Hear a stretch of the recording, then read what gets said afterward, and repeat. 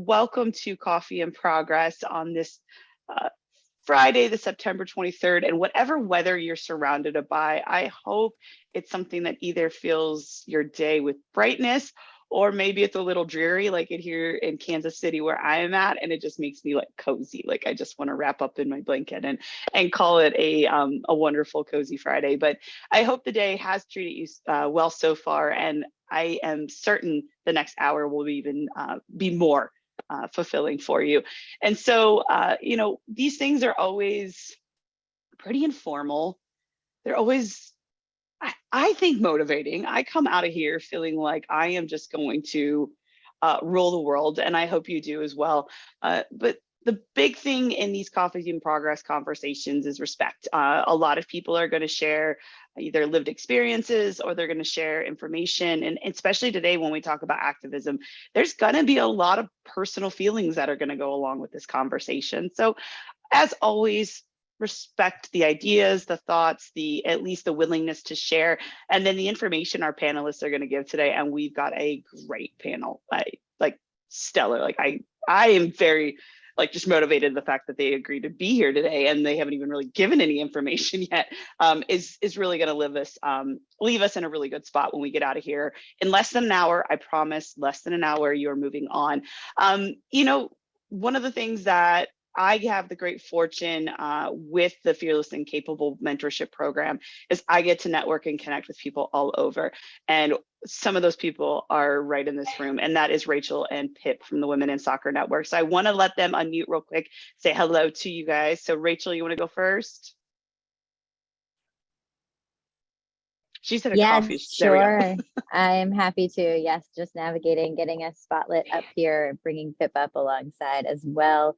Thank you so much, Candice. It's truly, I will be brief. Candice Fabry is the mind, the energy behind these Coffee in Progress alongside Pip and myself. But truly, we owe this space and this environment to Candice. So thank you so much for working tirelessly, quarter after quarter and day after day in your life to bring people together to have these important conversations. So from the Women in Soccer side of the house, we're honored to be here. We have some incredible people that come into our community, and we want to continue to create spaces to have these conversations. So we will be sure to put some notes into the chat about our organization. You can join us, and it is completely free if you are not yet a member.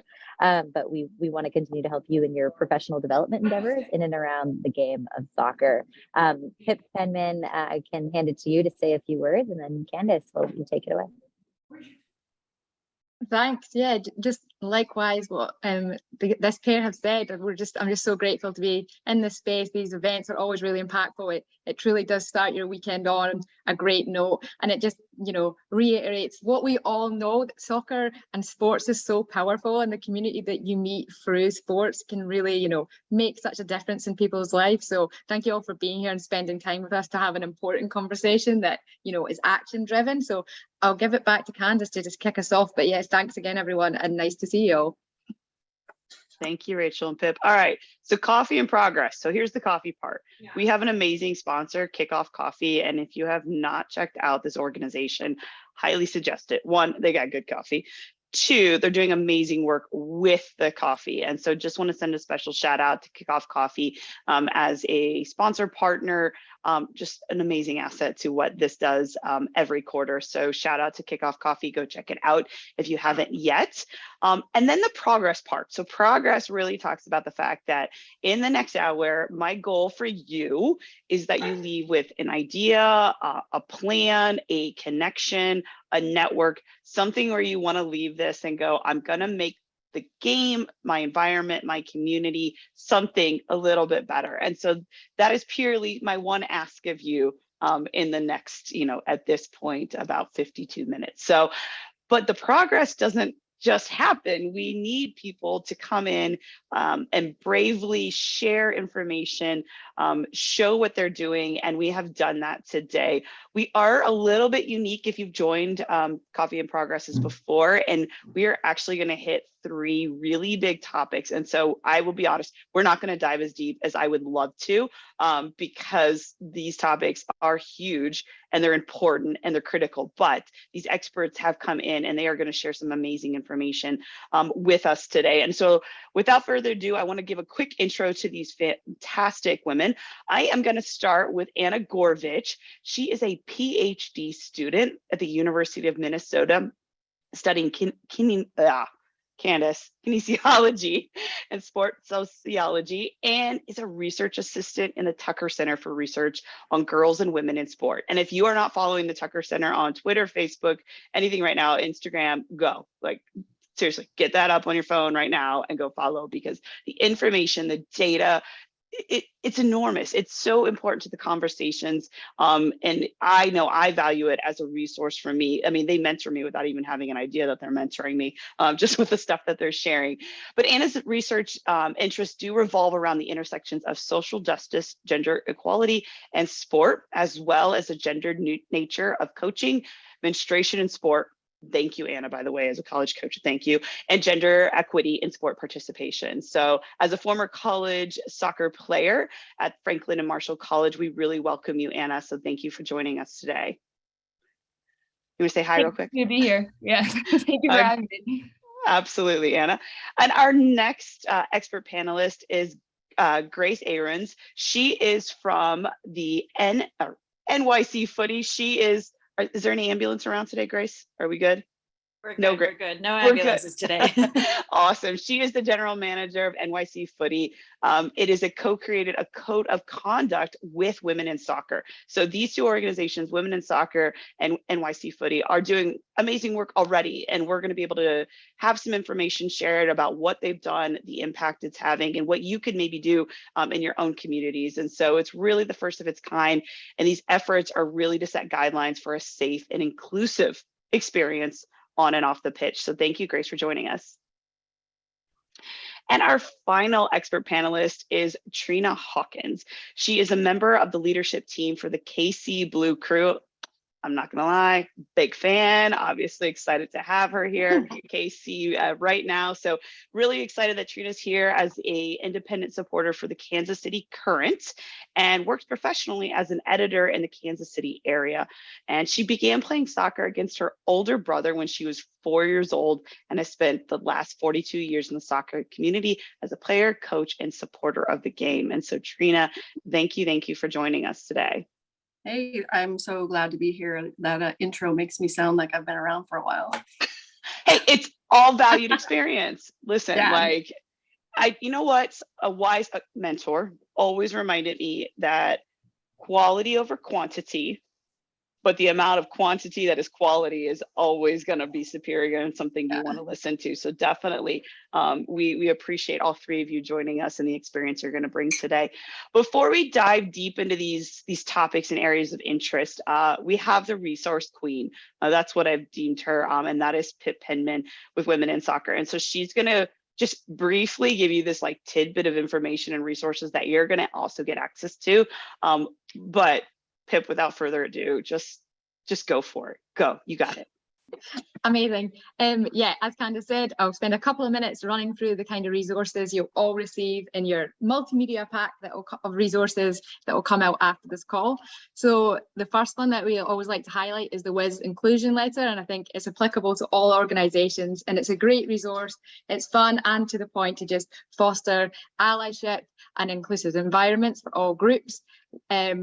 We've ran through the amazing Fearless and Capable Candice's mentorship company, but it's always great to highlight the work she does to support women and marginalised people in the industry. Super important.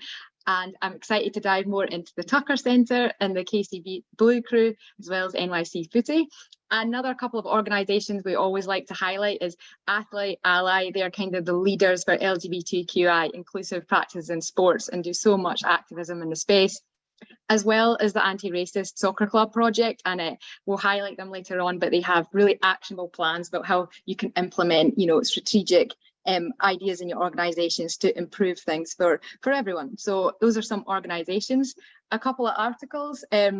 there was a good one that came out about soccer players starting a new era of activism in the Olympics. And actually in soccer, after the Olympic Federation said that you cannot, exhibit activism and social justice on like your pitch or your field, soccer players did it anyway. And since then, FIFA have sort of leant back on their idea that we can't show political messages in sports. So really powerful stuff. That's a great article. Yeah, as Candice mentioned earlier, we're going to dive into the NYC Code of Conduct. And again, that's about inclusive practices and anti-harassment policies. So that's a great article to check out. One thing I'll highlight, because I've got the book right here, is Loving Sports When They Don't Love You Back.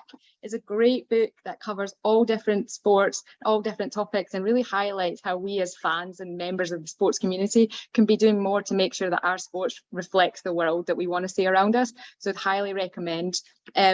For all your podcast needs, Burn It All Down is incredible. They're an intersectional feminist podcast, and I've linked a few in the resources, but one that's going to be applicable to this chat specifically is abortion rights. In this episode, the team really talks about the impacts that fans and supporters can have to make sure that their team is reflecting the views that they want to be shown.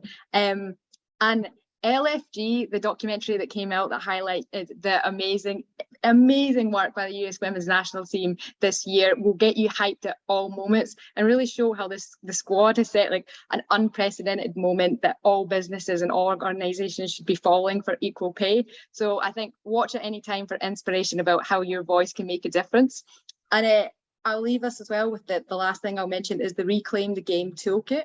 And this toolkit has a video link as well as all the articles relating to our Reclaim the Game campaign. And that really brought together industry leaders across soccer to discuss problems and how we can work together. And the toolkit has fan activisms, journalists who are committed to exposing systemic abuse, referees pushing for a culture of respect, as well as organisations like the Anti-Racist Soccer Club strategic plans.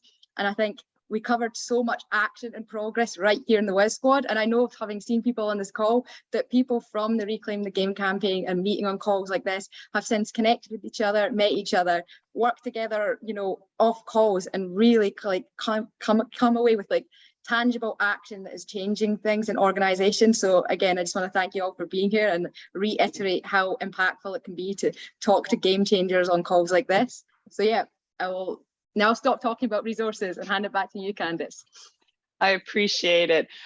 We are going to start diving into this conversation, and I remind everybody that respect is here, but we are having, sorry, the dog is joining. Luna's here. She's really excited about activism, but we are going to have this respectful dialogue that really will dive into three main areas. I apologize. Pay equity, standing up to harassment, and the abortion ban, and as it's relating particularly within the NWSL. With that though, y'all, we just hijacked a coffee shop. So what that means is that you as the audience are also a part of this conversation. We as expert panelists are going to provide information, but you are 100% asked, what do I want to say, invited, you have permission, whatever words you need to be able to kind of join into this conversation. You can do that by unmuting. You can throw questions into the chat, and we will definitely get those to these panelists, and certainly want you all to share your resources and your experiences throughout this as well. So remember that this is a safe space, but obviously a space of respect as we try to just encourage some progress as we move out of the conversation. So Anna, I'm going to start with you, if that's all right, as we start with our first topic of pay equity. And I really want to talk about these organizations and groups, a lot of times are trying to start a productive conversation. And, the Tucker Center, with the data they have, can really enlighten others with the productive piece, the efficient piece, and really understanding the details. So, where would you say these conversations can be created with a safe space for the individuals working or wanting to be a part of the organization, and even those that are in leadership roles? Yeah, I think one of my main goals today as, representative of the Tucker Center is to provide some data and research that can help fuel activism, some numbers behind, the experiences that we all feel working in this field. And in particular, I wanted to highlight some of the work that we do around to paint a picture of the work environments faced by women in soccer and women in sports in general. So I'm going to highlight two things that I think can help start these conversations. And one is challenging male dominance and creating a cultural shift that is empowering and inclusive for women and any type of minority in the sports world. And then secondly is creating transparent culture. So I think those two really go hand in hand. But first, just to provide some data behind it, at the Tucker Center, we do an annual Women in College Coaching Report Card, which we've done for 10 years now. And just to highlight how soccer is so male dominated, our report card, which tracks the amount of women coaches that coach women's teams at the NCAA Division I level, soccer gets a D. And that means that only 29% of coaches of women's soccer teams are coached by women. Soccer is also extremely white, which is something that's not news to us either, which only 13% of women's soccer coaches are coaches of color. So this just really gives some numbers that can help you as tools in these conversations to highlight just how women are being completely shut out from some of the most lucrative positions in soccer, which is Division I coaching. And coaching positions particularly, but and also just how women's experiences and voices are often erased and marginalized in sport and soccer. And something that we also highlight that kind of contributes to the lack of into the pay equity gap is gender segregation in job roles. So gender typing roles, which means that women are often placed in less powerful positions that are more stereotyped, which then lead to less pay. So just from a personal example quick is that my one team that I played on, we had a woman assistant coach, and my man head coach said that her role was emotional support. And she was really shut out from a lot of the dishes, like the actual coaching decision-making opportunities. So understanding that landscape of that women are completely underrepresented in coaching and often are in less powerful roles, I think is the first step towards creating culture change in a culture that empowers and values women. And in addition to, there's so much more that goes into just pay. There's other factors that kind of go into creating a culture that where women's voices are heard and challenging the male structure of sport. So things like a lot of women are mothers, and not all women, but some women are, and motherhood is a huge barrier to coaching positions. So in a lot of sport organizations might not have maternity leaves, paternity leaves, family-friendly policies and flexible policies, which kind of pushes women out of the coaching sphere. And finally, that culture change, I think really starts with transparency. I think it's a red flag, especially when you're looking at an organization or thinking about your own organization, when you're not allowed to discuss pay, or just discussing pay with other colleagues or with your boss isn't something that happens. That is something that might give a hint to that maybe there's something more going on. And so cultivating a culture of inclusivity and equity around things like benefit packages and pay in a way that you don't feel fearful or fear of any consequences that are going to happen from those conversations. I think one key way of fostering that, which is something that Women in Soccer does currently, which is great, is establishing women networks in the soccer world. There's a lot of data to prove that the Old Boys Network is so influential in men reproducing their dominance in sport. And a women's network can provide mentorship, job opportunities, advice, things that, you know, if you're struggling in an organization, turning to a network of other women that may have been there at one point can be huge in trying to take that first step in combating pay inequity. Woo, Anna, this is like, okay, let me like really quick take a breath, because I want to know where I want to start here for a second. Let's go to the college report card real quick. If they want to see what encompasses the college report card, where should they go to for those on the call today or reviewing the recorded version of this? Any resources I mentioned, I should have said at the beginning, I will make sure is available and connect after. But at the Tucker Center's website, it's one of the big banner things is the 10th anniversary of the 10th anniversary report card. So you can download it there. Every resource in the Tucker Center is free and accessible. So really encourage you to check out everything on the website. There's so much there. So that's where you can find everything. All the data you want. I think Rachel did a great job of already putting that information now in the chat so people can have that. But that is such a huge part.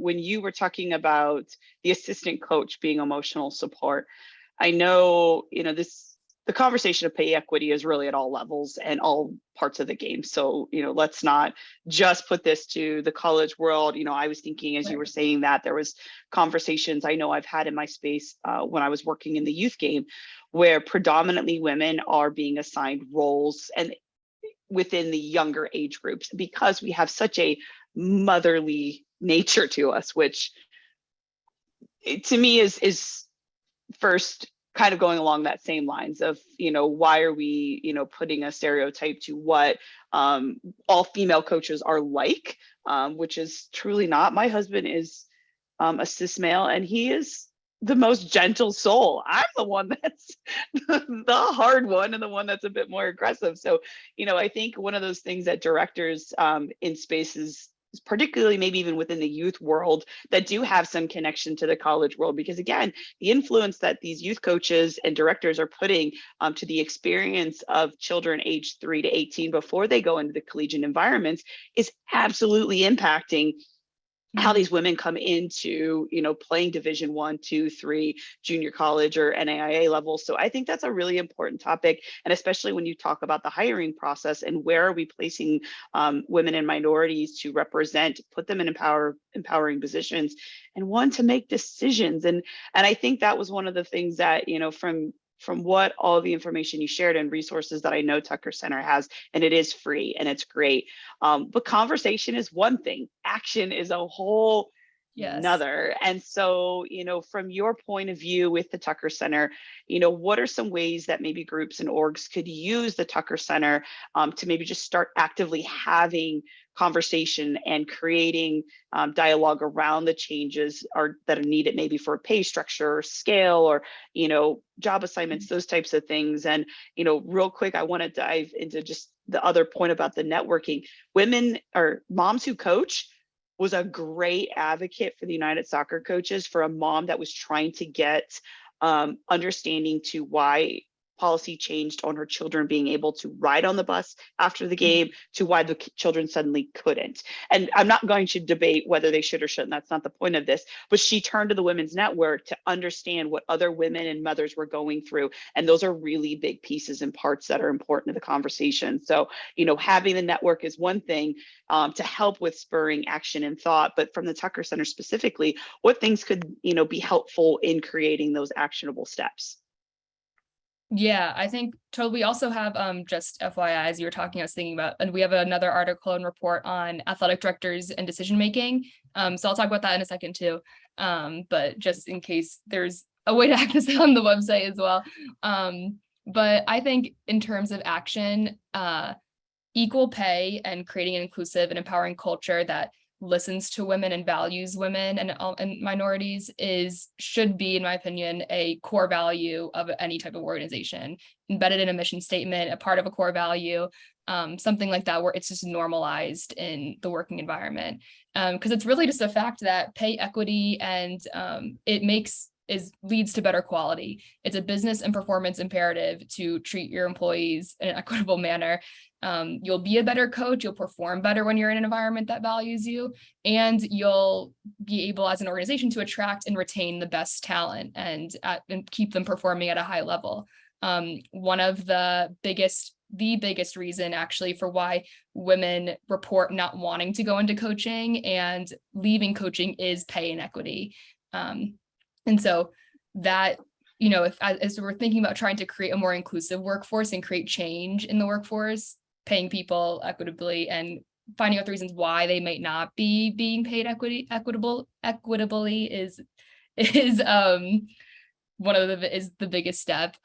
Second, I think, and also I'd love to hear kind of from the audience, like other people's perspectives and experiences talking about this, maybe an example of how you challenged or promoted pay equity in your organization. I think that would be really, really beneficial for everyone to share that too, if possible. But things like regular audits is just like a basic way to actually examine, are people being paid differently? Why is that? Is gender or is race or sexuality a reason why they're being paid and not equally?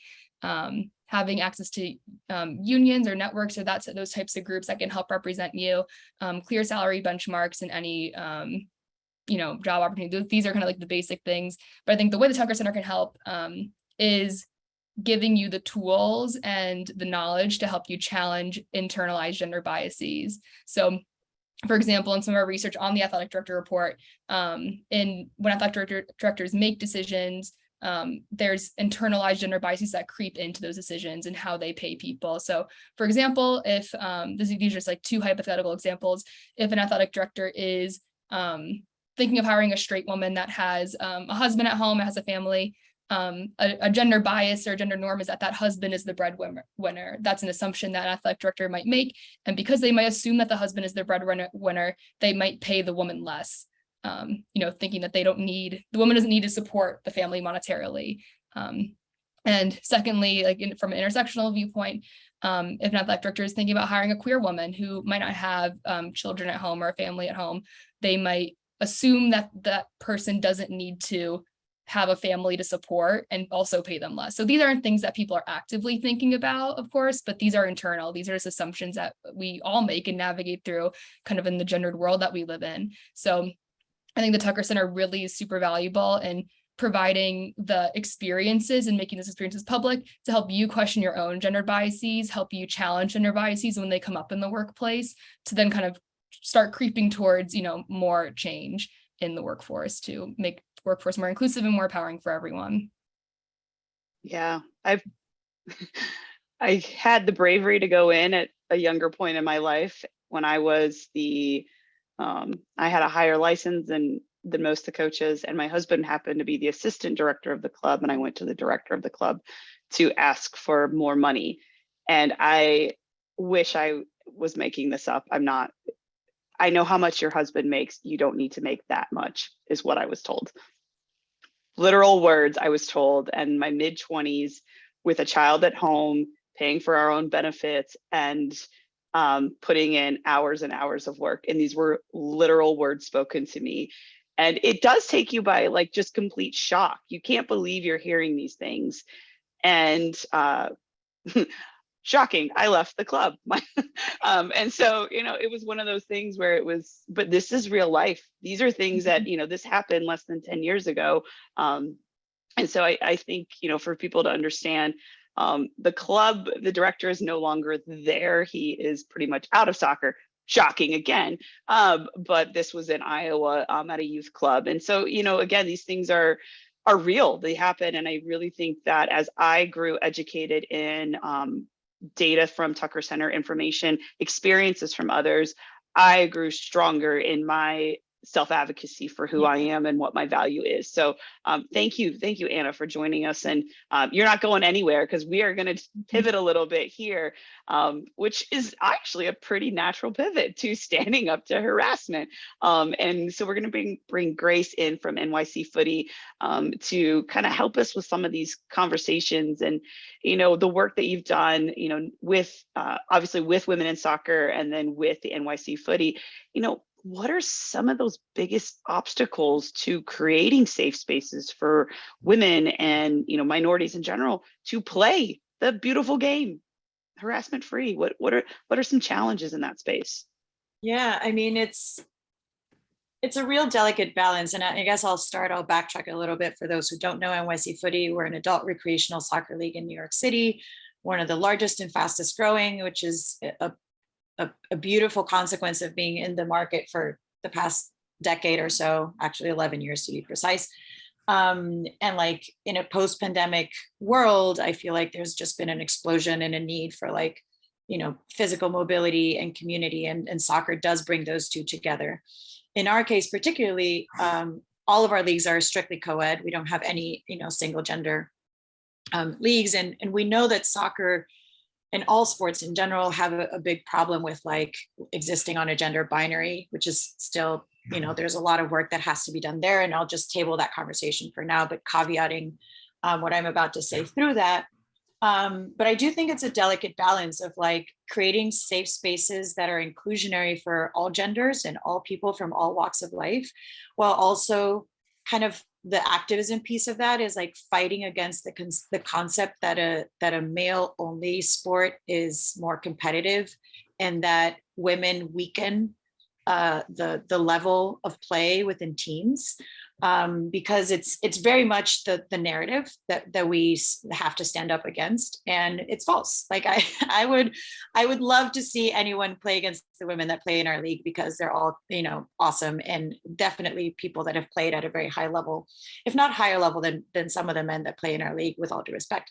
But that being said, the project we started with Women in Soccer was around creating a code of conduct that created some guidelines, because we have an amazing community. We've fostered a beautiful culture over the course of our existence, but like, how do we put that in writing so that it's like very clear for those who are coming in fresh, for those who are joining us just now. And Women in Soccer was an amazing partner for this particular project, because over many iterations, and Rachel and Pip on this call were a part of it, and Tarek Bertu, who I work very closely with, the founder of the league. We just worked on creating, you know, words that actually translated this delicate balance of saying we are a competitive league, but we also are not here to like murder the person in front of you. So like, how do we make it so that it's competitive, but also safe, and competitive, but also fun? And I would even say safe first, and safety first is the way that we lead. And I say safety as in like, in all aspects of it, right? There's physical safety, emotional safety, mental safety. We know that historically, women and other minorities feel unsafe joining certain spaces because they don't feel welcomed, or they feel like they, you know, might be, you know, physically, you know, attacked, et cetera. And so we just wanted to make sure that we put the right words to exemplify what's the culture that we're creating and that we live and breathe within footy. So I guess one of the biggest challenges is those like preconceived notions and narratives that exist around the sport as a whole. The second one is actually kind of like creating a culture of inclusivity that goes beyond personal biases, right? Like there's implicit bias that's really hard to tackle until you like get there. You know, men might be all for, like, you know, some people might be all for women's rights, et cetera, and then, you know, subconsciously just never pass the ball to women. And how do we tackle that? How do we fight that? And I think a lot of it is just kind of like beating the same drum and saying, you know, we are not going to let down on our female minimum on teams, because that is one way of saying we're saving this space for this minority that has been ostracized from the sport historically. And so creating a gender minimum on teams is one way of doing it. Creating a culture, and we built a little acronym at the end that's kind of what our code of conduct centers around, and it's at NYC Footy we kick it, and it's like, we lead with kindness, right? Whereas we're a culture of inclusivity.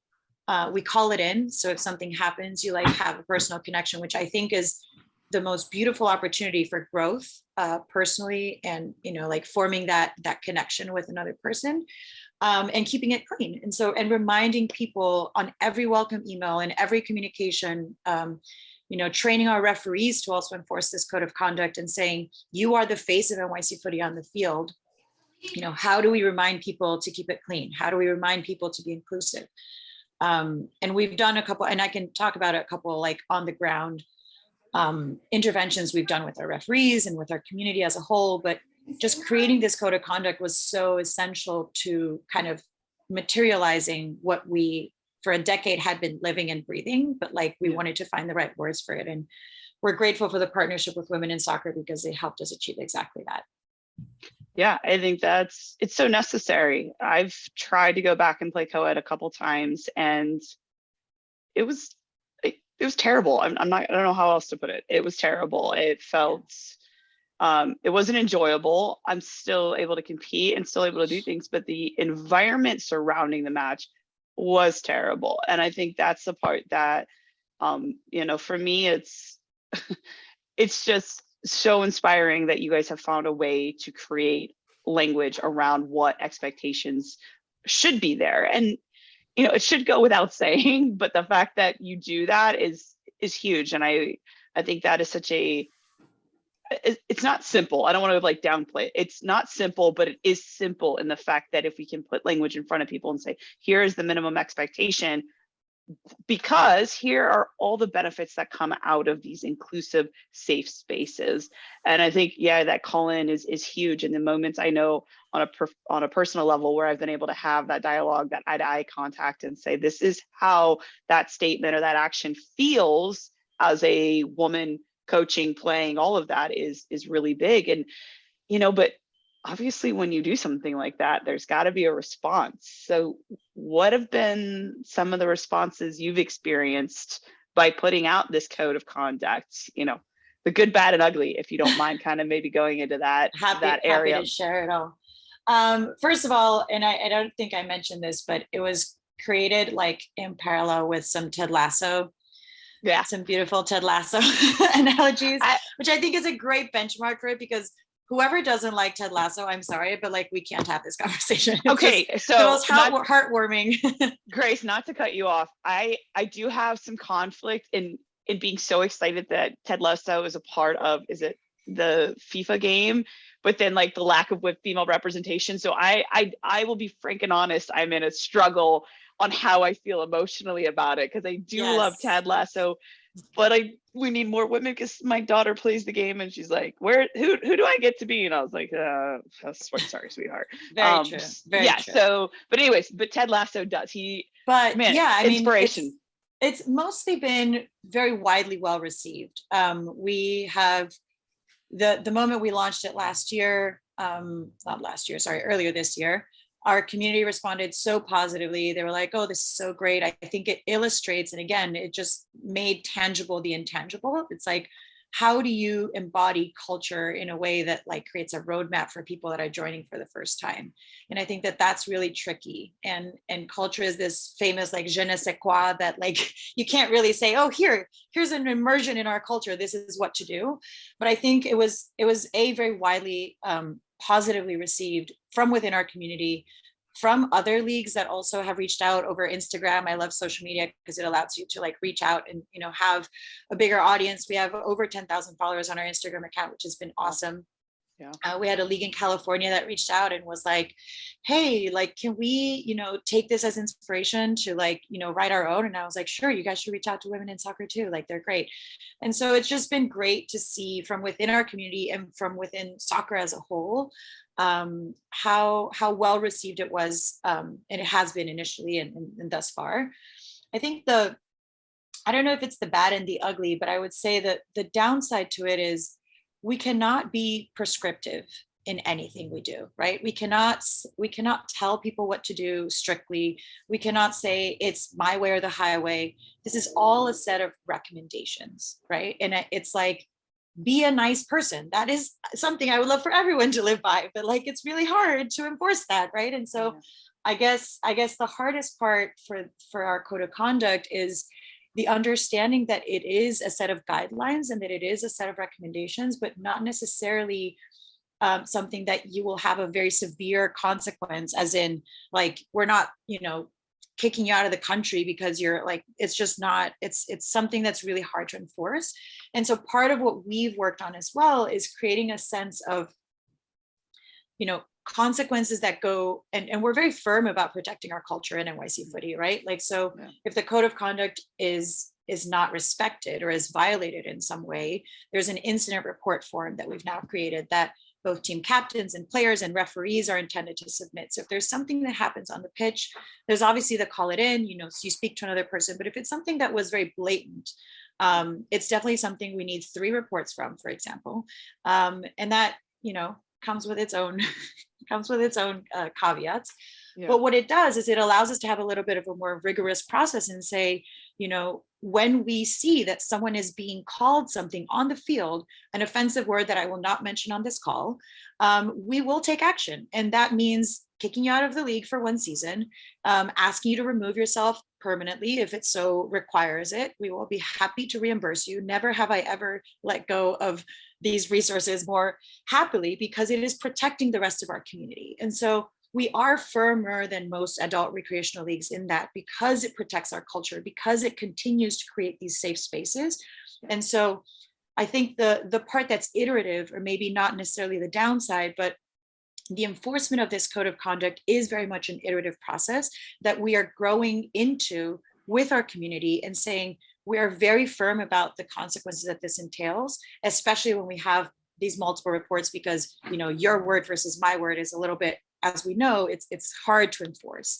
But we do try as best we can to have a system that allows for very hard consequences when this code of conduct is violated. And hopefully, and what we've seen is it's been very few instances in which it has happened, but it has. And when it does, you have something to refer back to and say, hey, this is not cool. You know, like, it's not just lead with kindness. It's like, you broke the kindness code. You broke the code of conduct of being kind. You broke the code of conduct of, you know, talking about it. And we know it's a passionate sport. There's, you know, heightened emotions on the field. But having emotional intelligence is also a big part of playing this sport. And if you do not have the ability to control yourself on the field, on and off the pitch, then I'm sorry, but this is not the right place for you. And so Grace, we're fast. We're fast at doing that. No, thank you.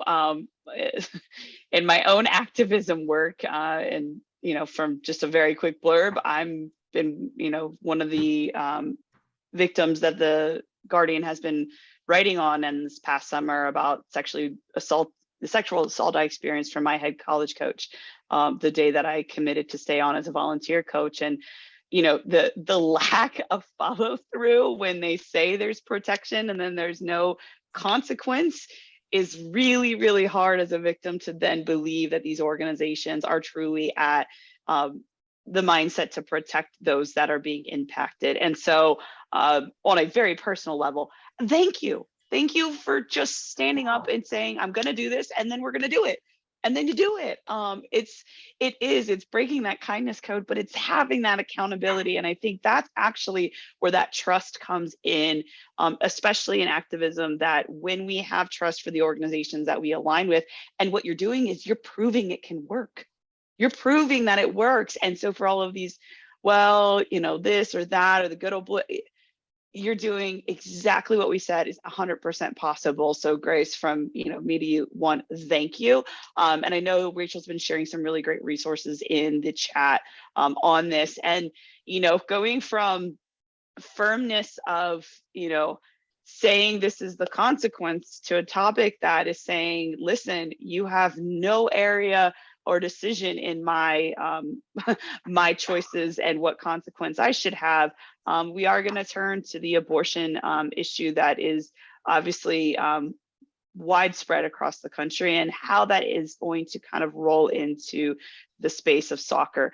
I thought it was really interesting, not just because I'm a Kansas City resident right now, but the fact that this club, the KC Current, actually is two states, Kansas, Missouri, both claiming Kansas City. When I say, where are you from? I say I'm on the KCK side, not KC Mo, I'm KCK. And so you have these really clear distinctions that this city does overlap into two states, and the pride is huge.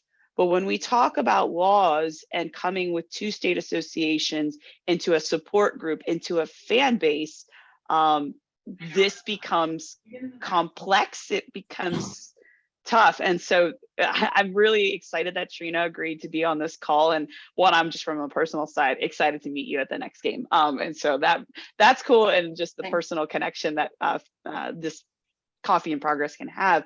But, you know, obviously, you know, in Kansas, to give everybody a little bit of context, on August 2nd, there was a vote in Kansas on whether to uphold the constitutional amendment on abortion, which essentially gave choice, or to reverse that and mandate it. And so there was a lot of differing language that was going on in Kansas to essentially say, you want to vote no versus yes, and people were even confused on what vote no meant or vote yes. And so I know there was a lot on the Kansas side, and as a college coach in Kansas, this was an impactful piece. I had players moving in August 1st, knowing that life and their choices could change within 24 hours.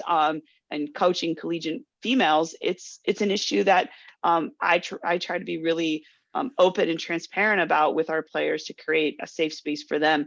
And so, you know, Trina, as a leader of fan base and, you know, professional club, obviously we know politics and sports do overlap. There's a lot of language and dialogue over that.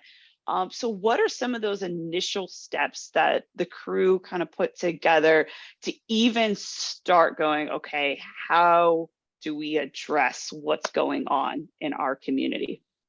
Well, yeah, yes, it was a very confusing time, and it was important for us to get out to people, like using our social media channels to kind of like bust through the rhetoric and kind of lay out exactly what it was they were voting for or against, because some very confusing tactics were used. And there were people that would come and ask us, or, me personally, because I'm pretty active I try to be active because it makes, a difference to me.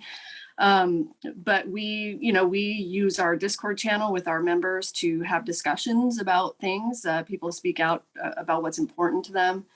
We use our social media. Our social media manager is very good at navigating that space and calling attention to things that we don't like. That's something that's cool about being an independent supporters group. It's that we are independent from the club. Like, while we love the club, we support the club, we want, obviously, to grow that fan base, we also hold them accountable. And we worked also with the Independent Supporters Council, which I don't know how many members there are, but we work with them to make sure that we were able to use our platform in order to draw attention to what was happening. What's kind of interesting, like you said, we're in the KC area, and right now the Current is playing in Sporting KC's venue, which is under MLS rules, and they have a code of conduct, and then the NWSL has their own code of conduct. So we kind of had to make sure we were working within both of those. And while you can't say anything overtly political or drawing attention to, one way or the other, certain candidate or a certain law, we, took steps to educate our members and to so I'm actually in charge of our tailgates. So at our tailgates, we had all kinds of stuff. And I had stickers. I was talking to people. I was encouraging them to vote.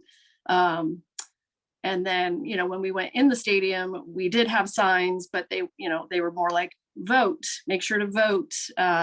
We figured out how we could work around the rules, so to speak. So, yeah. I think that's when you bring in that network of people and you start to create those initial steps. I think what's really great is you just referenced, how many different people in that supporters group that were, a part of the puzzle in terms of trying to relay really important information out. And yeah, that's it's crazy on a couple levels how much you've got to look at the rules. But what I love is that you didn't use that as something to stop. You simply found a way to continue to get that information out. And I think that's huge. And so, the work that you're doing, obviously, then as we look at ownerships of these NWSL programs, and, we look at the fact that, we all want the NWSL to expand and create more clubs all over the country.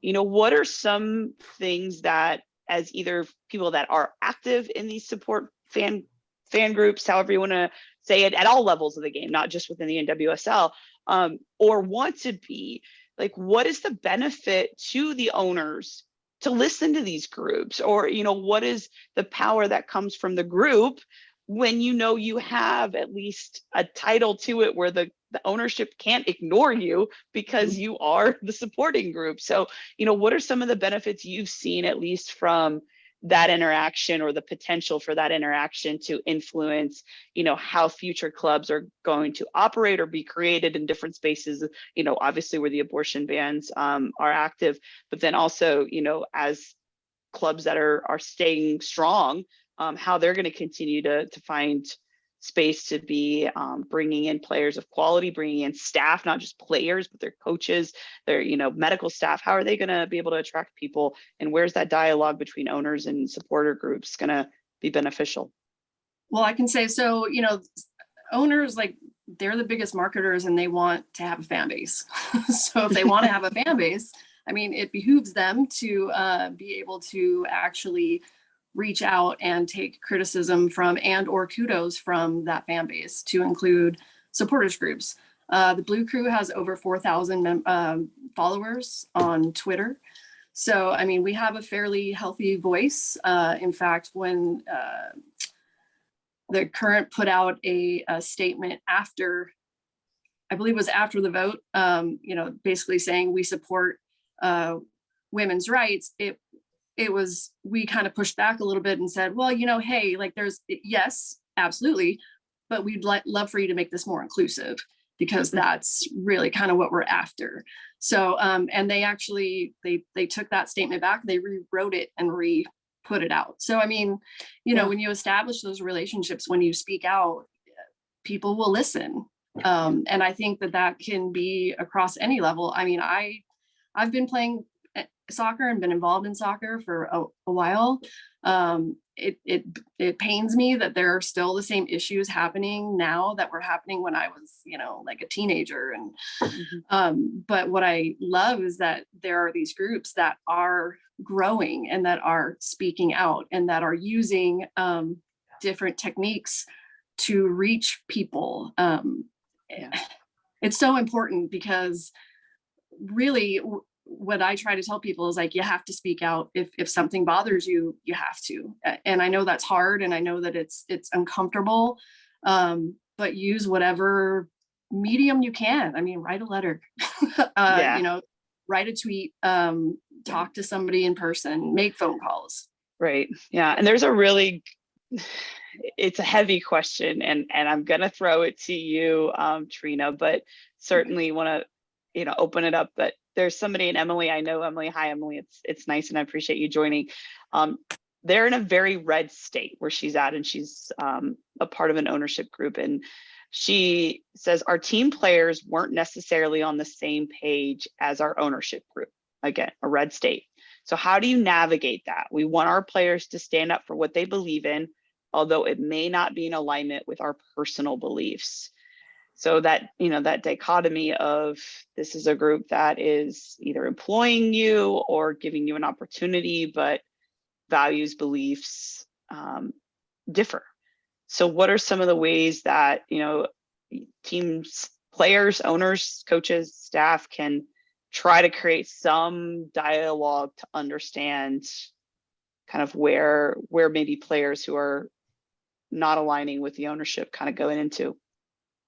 I think she said she goes, I can explain what happened on the day Roe versus Wade happened, as we had a game. So Emily's good people as well. So that actually, if you're coming out of Coffee in Progress with people you know or you don't know in this conversation, I highly suggest reaching out and finding them. And I will say we are gonna wrap this up in 4 minutes, but definitely want to make sure that you get a chance. So real quick on that, what do you think or would advise, Trina? You know, I would say have an open heart, like, you know, be willing to listen. I think, you know, everybody has a perspective, and whether you agree with it or not, it's worth listening to. And if you don't agree, you know, move on from it. But when you're in an environment where it's a team, I think trying to seek common ground and trying to help people see what they do have in common rather than just what they don't. And sometimes you just have to kind of move on and, you know, not let yourself get kind of bogged down by how they feel about something. But dialogue and just, I think as a club, you know, I think having a firm stance is probably important. Not being wishy-washy. So the firm stance, the wishy-washy. The wishy-washiness and the openness, I think, is really big. I do think that there was a kind of a story or a question that came in through our chat, and totally understandable. The individual would rather stay anonymous for right now. So I'm going to ask Rachel to share what was provided to her anonymously in this conversation, and see if we can help in some form or fashion with some ideas and thoughts. Go ahead, Rachel. Thanks, Candice. So the story is, and I'll get right to it, is this individual struggling at a youth club with the treatment of female coaches. Themselves and 2 other coaches have been a part of a harassment and double standards. They've reported it to HR and there was nothing done even after proof was reported. And then they outlined a couple of examples. A female coach had 2 parents make a complaint about her calling her not a good role model, and she was taken off the team with no process or investigation. Meanwhile, a male coach had a safe sport complaint and had a 2-week suspension with an investigation and was able to return after. A secondary example, this person went to the boys' DOC to talk about this, their son's team and their son's treatment with a current male coach. This is not job related since this person coaches on the girls' side. However, what does the boys' DOC do? They forwarded the concern to the individual who's sharing the story's boss to handle the issue. So there was a deflection there away from the male coach that was actually in subject of the situation, and it was just deflected back to this person because they clearly are aware that they are the parent of the player. They're looking for big help and direction here on how to change the issue. It is a massive club that produces elite female and elite male talent, but the boys' side is obviously being favored, and it is consistent.